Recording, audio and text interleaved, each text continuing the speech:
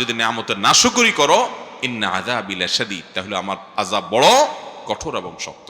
আল্লাহ রাব্বুল আলামিন আমাদের সবাইকে সুখী দাম্পত্য জীবন তৌফিক এবং নসিব করুন। মুহতারাম হাজিরিন, যে দম্পতি পরস্পরের মধ্যে ভালোবাসা অনেক প্রগাঢ়, যাদের মধ্যে সম্পর্ক অনেক মজবুত সুদৃঢ়, তারা অন্যান্য সব বিষয়গুলো যদি ঠিক থাকে শরীয়তের, তাহলে তাদের তাকওয়ার দিক থেকেও তারা অগ্রসর, আলহামদুলিল্লাহ।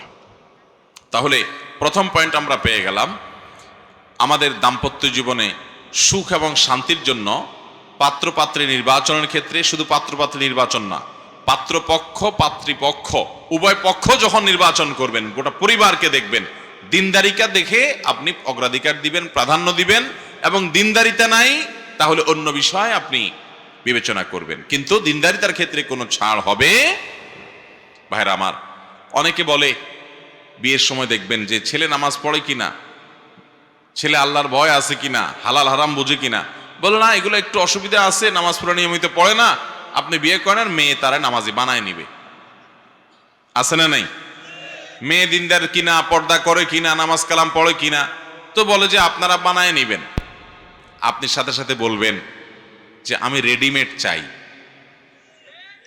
আমি বানায় নিব, সেটা কি আমার মাপ মতো হবে না হবে না কে জানে বাবা, তার চাইতে রেডিমেড আমি খুঁজবো আগে, রেডিমেড না পারলে তখন দেখা যাবে।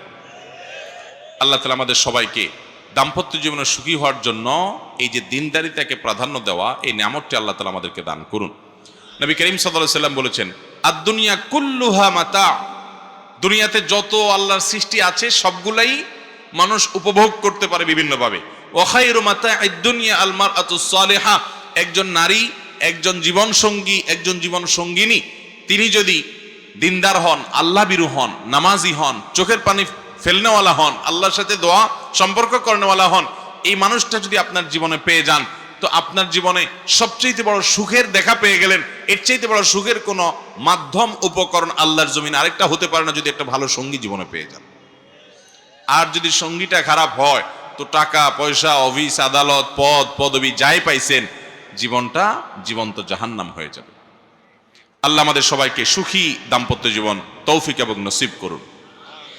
দ্বিতীয়ত যে বিষয়টি লাগবে সুখী দাম্পত্যের জন্য, সেটা হলো আপনার সঙ্গীর যে সমস্ত বিষয়গুলো নিয়ে আপনি নেতিবাচক মন্তব্য করলে, দৃষ্টিভঙ্গি করলে তিনি কষ্ট পাবেন, খবরদার সেগুলো বলা আপনার জন্য জায়েজও নাই, উচিতও নাই, বলবেনও না।